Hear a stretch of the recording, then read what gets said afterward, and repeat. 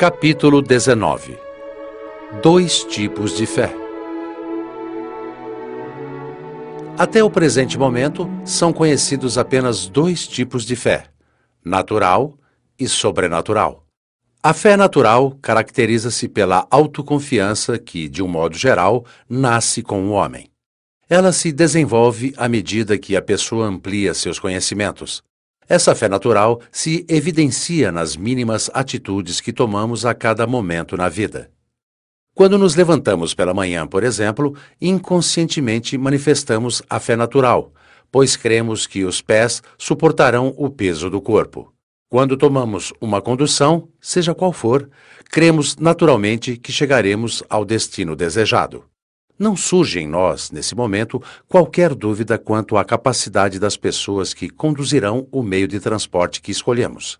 Esse tipo de fé também faz-se presente quando, ao executar um trabalho, acredita-se no pagamento do devido salário ao final do mês.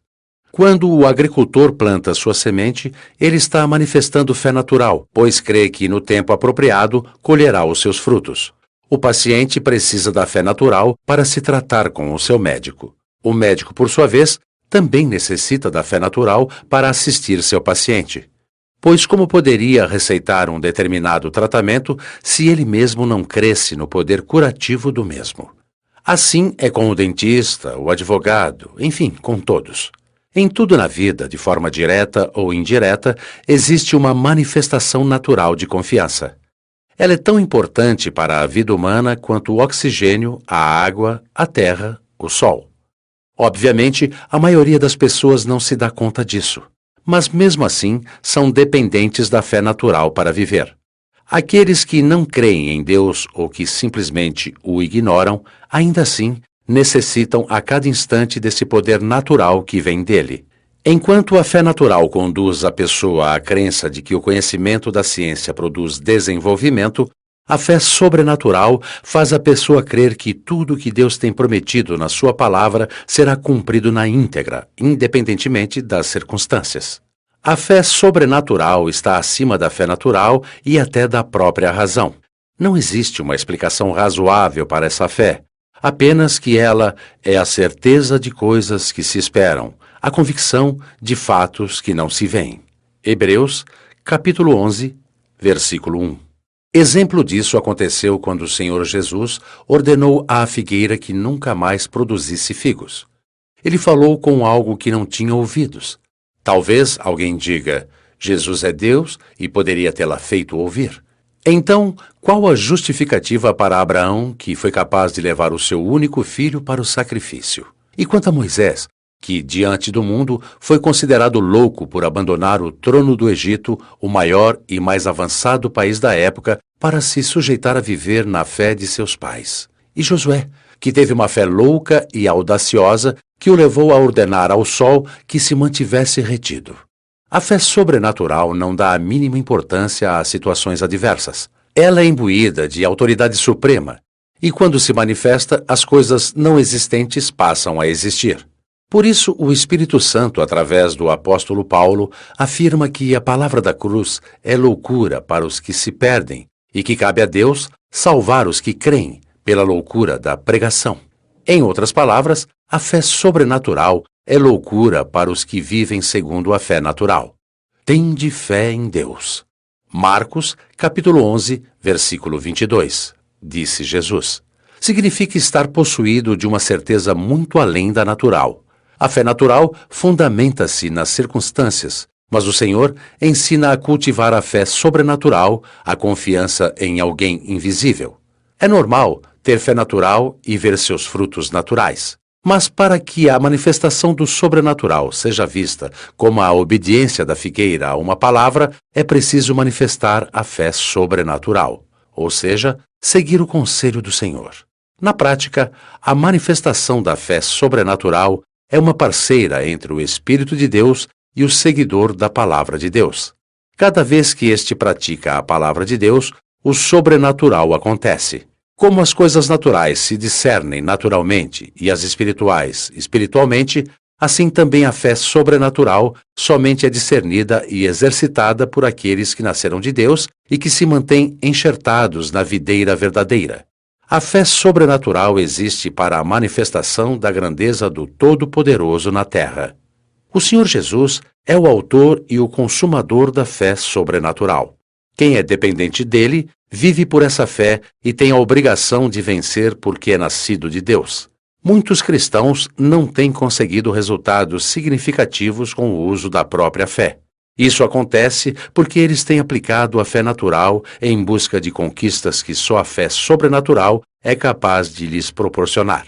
Na prática, essas pessoas têm acreditado no Senhor Jesus unicamente por tradição religiosa ou por terem recebido uma graça pelo uso da fé de outrem, do pastor da igreja em que congregam, por exemplo. Pessoas nessa situação nunca tiveram qualquer tipo de experiência pessoal com o Senhor Jesus. E por que essas pessoas ainda não tiveram essa experiência com Deus?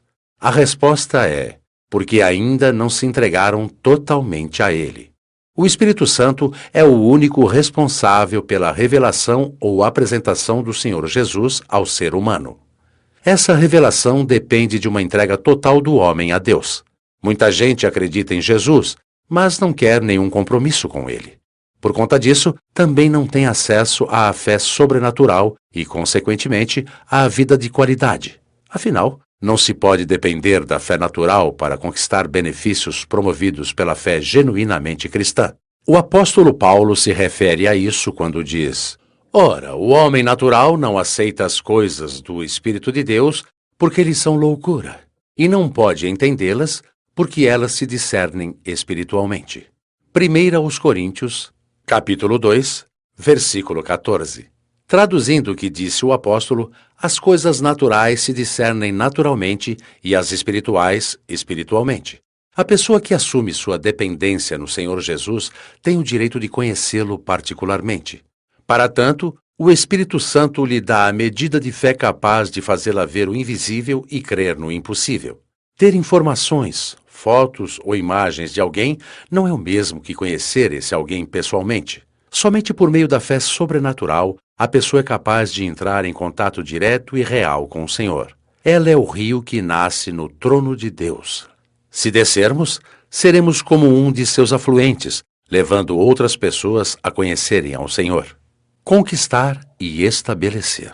Que aproveita o homem ganhar o mundo inteiro e perder a sua alma? Que daria um homem em troca de sua alma? Marcos, capítulo 8, versículos 36 e 37. Essa pergunta, feita pelo Senhor Jesus a todos os que o ouviam em um dos momentos em que falou à multidão, poderia ser colocada da seguinte maneira: que aproveita o homem ter fé para ganhar o mundo inteiro e não ter fé para conquistar a salvação da própria alma? Deus não nos tem dado fé apenas para conquistar, mas, sobretudo, para estabelecer o conquistado. Contudo, o que parece é que muitos têm apresentado fé para a obtenção de conquistas pessoais e negligência na manutenção das mesmas. Obviamente, não estou me referindo à negligência na manutenção das conquistas materiais, pois não há dúvida de que ninguém quer perder um bem material conquistado. Muitos, inclusive, por conta disso, investem cada vez mais no futuro. Há, naturalmente, constante preocupação com o cuidado na manutenção das conquistas materiais. Mas com respeito à conquista do reino de Deus, esse cuidado tem sido insuficiente. Talvez isso ocorra porque a obtenção de bens materiais desperte no conquistador a sensação de estar bem com Deus. O fato é que, pouco a pouco, a administração desses bens consome a pessoa a ponto de deixá-la sem tempo para o combate, para o exercício da fé. Eis aí o grande risco de perda da salvação da alma. Se a fé é a ferramenta de conquistas, não se pode jamais permitir que ela diminua, fraqueje ou corra riscos, porque a falta dessa ferramenta resultará na perda de tudo o que foi conquistado. A imperiosa necessidade do novo nascimento se faz justamente devido à sensibilidade que o Filho de Deus tem para ouvir a voz do Espírito Santo em momentos difíceis, como os de reconquista, por exemplo. Contudo, isso não acontecerá sem que haja, antes da ação de Deus, um sincero desejo, pois o Espírito Santo nunca nos impõe sua vontade. Ele espera que cada um faça a sua própria escolha. É difícil para quem ainda não viveu a experiência do novo nascimento discernir a voz de Deus em meio aos inúmeros compromissos do mundo dos negócios. Ainda que a pessoa creia em Deus, na Bíblia e tenha Jesus como seu Senhor e Salvador, isso não é suficiente para que ela se desvencilhe da ocupação com a administração dos bens materiais para se dedicar à administração da própria fé. O espírito do mundo sempre apresentará argumentos razoáveis para que pessoas nessa situação cuidem mais das coisas pertinentes ao reino deste mundo do que daquelas pertencentes ao reino de Deus. O sacrifício exigido pela fé conquistadora, aquela que nos leva à vitória, nunca será o mesmo exigido pela fé que é capaz de manter tudo o que conquistamos, a fé mantenedora. O sacrifício pela conquista de um bem material é material, ou seja, é apenas parte daquilo do que já se tem. Exemplo disso é a viúva pobre que, por ter dado tudo o que possuía naquela ocasião, 2 pequenas moedas, sabia que estava livre para conquistar muito mais no futuro.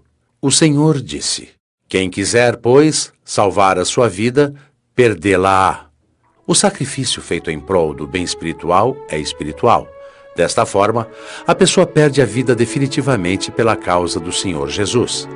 Trata-se da renúncia de toda a sua vida, de sua liberdade de poder fazer o que bem entender em prol da realização da vontade de Deus por todo o período de sua existência na Terra. Isso corresponde ao que o Senhor afirma claramente: "Quem perder a vida por causa de mim e do Evangelho, salvá-la-á."